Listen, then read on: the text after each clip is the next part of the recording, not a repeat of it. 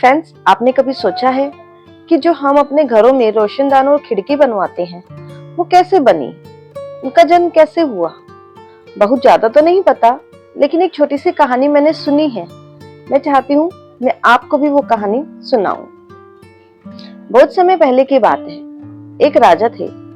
वो राजा है, वो अपने मंत्रियों को बोलते हैं कि उन्हें एक भवन चाहिए। बहुत बड़ा भवन बनवाया जाता है। मंत्री है, बहुत ही अच्छा भवन बनवाने का उनका निर्माण करते हैं। अच्छा भवन बनता है। सभी दरबारी और मंत्री और राजा है सभा करने के लिए बैठ जाते हैं, लेकिन वहां पे बहुत अंधेरा होता है। तब राजा कहते हैं कि अब मैं कैसे काम करूं, यहाँ पर तो बहुत अंधेरा है। तब मंत्री कहता है कि कोई बात नहीं। मंत्री बुद्धिमान होता है, वो कहता है कोई बात नहीं। वो थोड़े से दरबारियों को बाहर भेजता है और कहता है तुम मुट्ठी में धूप को बंद कर लाओ, जाओ।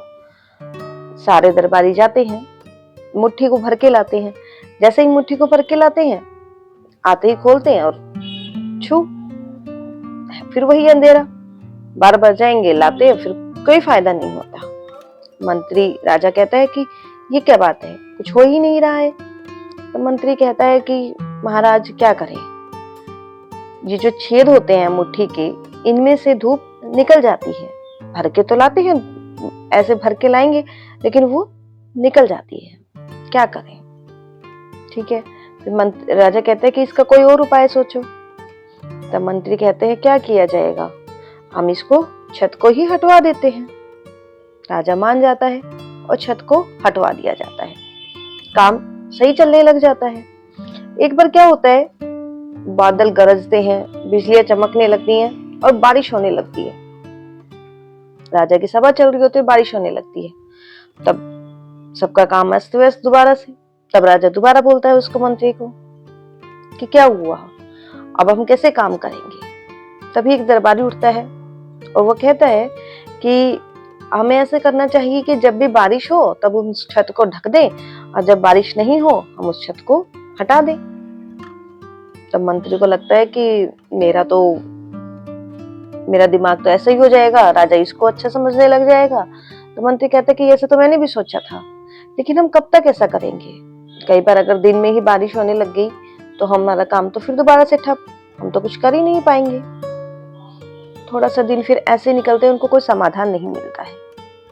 एक बार दोबारा फिर ऐसे ही क्या होता है, सभा लगी हुई होती है, मौसम दोबारा से खराब होने लगता है। तभी जो देखिए बारिश होगी, सब कुछ होता है, तो क्या होता है, वो जो दीवारें बनी हुई होती हैं उनमें एक छोटा सा छेद हो जाते हैं उन दीवारों में।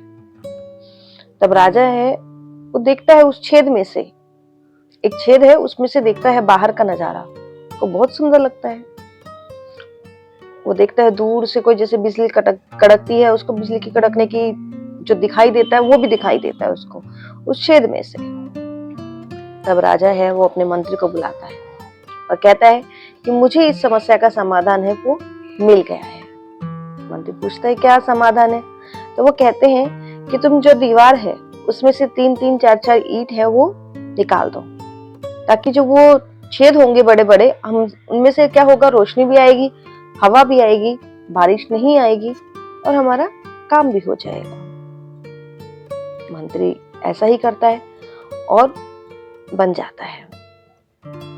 फ्रेंड्स, ऐसे ही धीरे धीरे धीरे करके देखिए, थोड़ा चेंजेस तो होते ही हैं, लेकिन ये कहानी है कि कैसे रोशनदान बने, कैसे हमारे खिड़कियां बनी।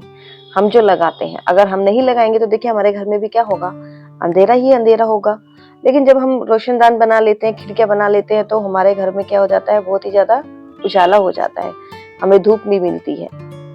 तो फ्रेंड्स, छोटी सी कहानी थी, बहुत अच्छी लगी मुझे। अगर आपको भी अच्छी लगी है तो प्लीज कमेंट करके जरूर बताना।